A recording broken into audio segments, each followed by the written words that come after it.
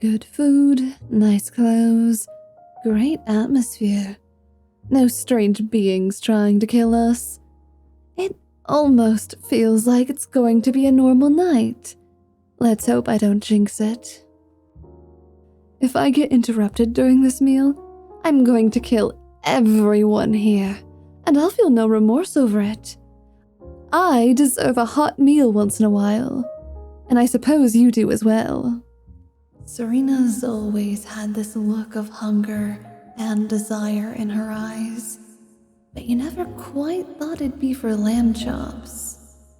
It makes you really think about the nickname she calls you, Little Lamb. You're not even touching your food. Quit staring at me and start eating. We're eating on that puppy Adalie Strider's dime, so let's not waste that kindness of hers, shall we?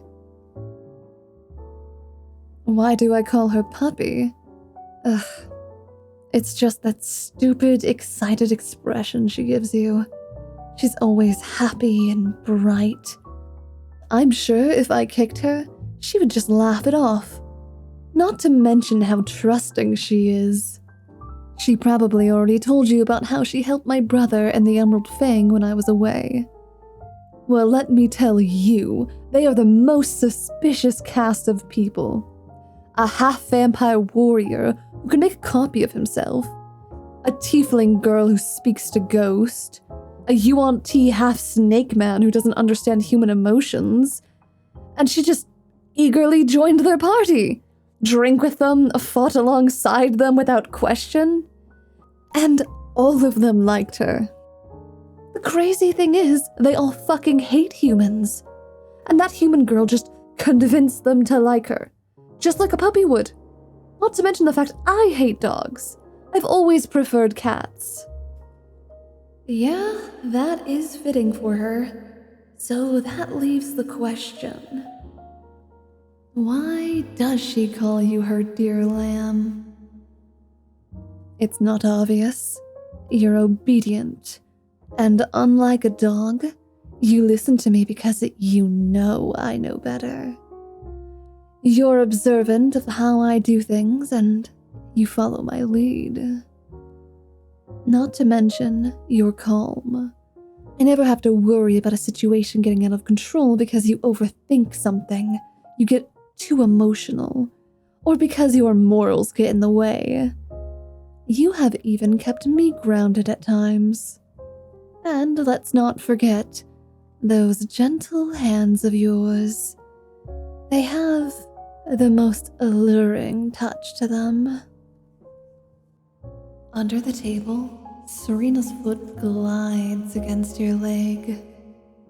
You have to loosen the collar of your shirt before clearing your throat and saying, "It seems like she enjoys eating lamb a lot. Does that mean she likes eating your dreams and drinking your blood as well?" That is another reason I call you lamb. It is my favorite meal. And you sure do satisfy my cravings. Besides her unyielding lust, she did promise to talk about the more romantic affairs between the two of you. You've already taken her to dinner, so now it's time to talk. You ask her if she's thought about what's happened in the dungeons, if she's thought more seriously about the two of you.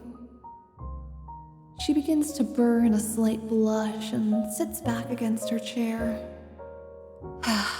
You're still on this ridiculous affair. You know, your persistence is rather annoying. Why do you crave something so serious? What we have is fun. It's exactly what we both want. Why bring emotions into this? Carnal desires are satisfied and we can keep working as a team. As soon as emotions are thrown into the mix, things get complicated. What if either of us get bored? What if we piss each other off and get distracted in combat? What if one of us gets killed in front of the other? If we keep it how it is now, we won't grow bitter. We can just move on without anguish.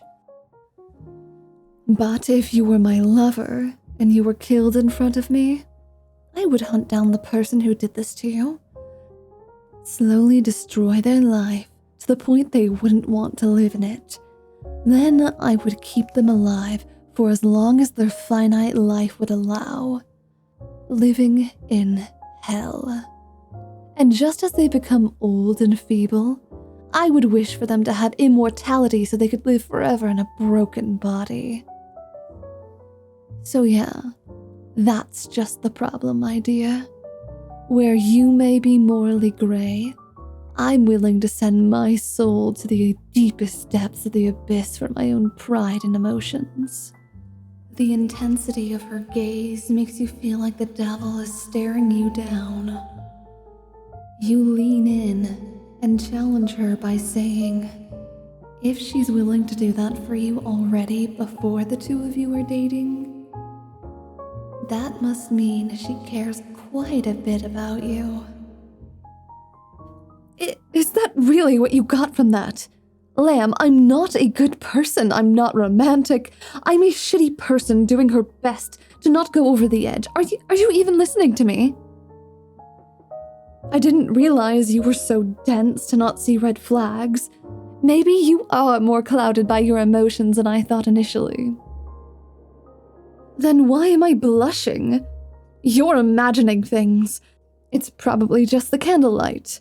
Just jumping to conclusions. What ridiculousness. You use your hand to lead Sorinah's chin to look at you, and you smirk. She's so cute when she's flustered. Why is it that she's so fixed on being unloved?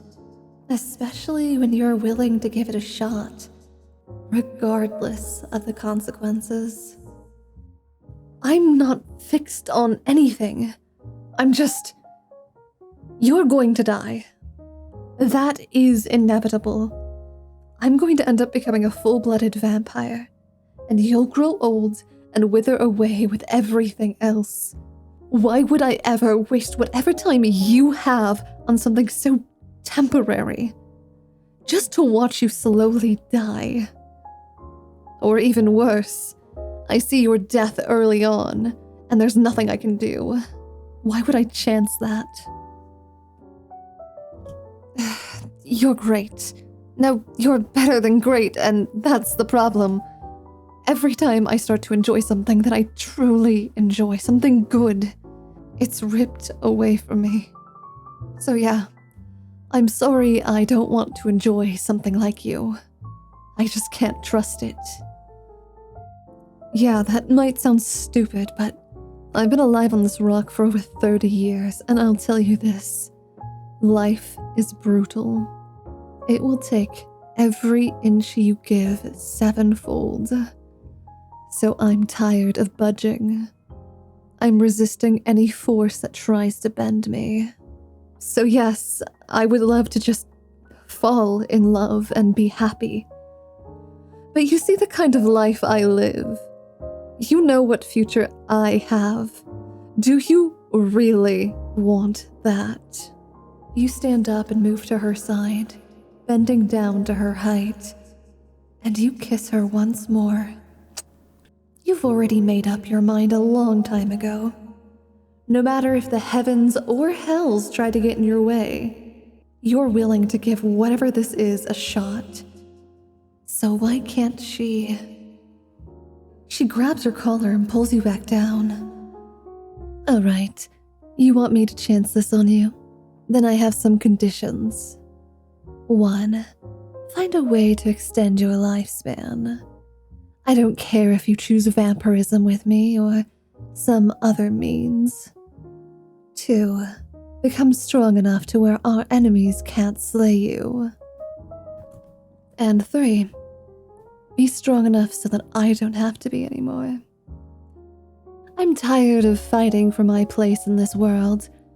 It'd be nice to be able to take a break. I suppose if you could promise me that, maybe I could try this romance of yours. Well, if she's making a request of you, how could you say no? She did call you obedient, so of course you'll listen and do as she commands. Glad to hear we have an understanding. But I hope you know, this isn't going to change how I treat you at all. Just because you're mine doesn't mean I'm going to magically start acting overly nice to you. No, I won't. In fact, I might tease you more often now. You've basically given me free rein to do it. So no complaints now, my lovely lamb. That's not an issue, so long as she doesn't mind a little teasing back. That's right. You were a bit vexing at times. I suppose I should be on guard for any attacks you might plot. Luckily, I have lots of experience. But shouldn't we discuss what we plan to do after all of this is done? I mean, we just exposed a rather large scheme and saved an entire cathedral and city. Shouldn't we be discussing something like what we're going to ask for compensation? Seeing as this is a sizable city, I think asking for a few thousand platinum seems fair. What? Don't act so shocked. And for the church, those 2 weapons we stole should be sufficient enough, no? And what about me? Well, think of it as an investment to conditions 2 and 3. You getting stronger keeps us both safe. Maybe I'll still ask for spell scrolls or something for my end of this. This does mean life is going to be getting way more difficult. You know what that means, right? Now that we've saved these poor unfortunate souls from damnation, they're going to get greedy and ask for more. They're probably desperate to know what happened to their god 𝗔𝗫𝗏. But that's hardly our problem. I suppose we'll be tied up with all these affairs coming up. Speaking of being bound, though, I told you I wouldn't let you get away with just a kiss next time, didn't I? You better pay for this food fast and get me back into a room.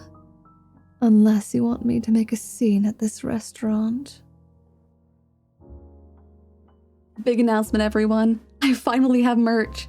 I've got t-shirts, I've got sweaters, I even have posters, I've got a desk mat, and I have a beanie. If you guys have the funds for it, please think about supporting me. I've spent a lot of money to keep my channel running, and it's all coming out of my own pocket. So any support you can do for a small content creator like me will mean the world and longevity of this channel. I'll make sure to add the merch link so that you guys can go check it out. It really would mean the world to me. If this merch store goes well, I will make sure to add a summer collection or maybe even a winter collection and continue to expand the store. If you guys aren't really interested in it, and I notice it kind of is a flop, well, at least we tried. But honestly, thank you guys so much for everything, and please enjoy the merch and represent your favorite rose vampire. Thank you guys so much.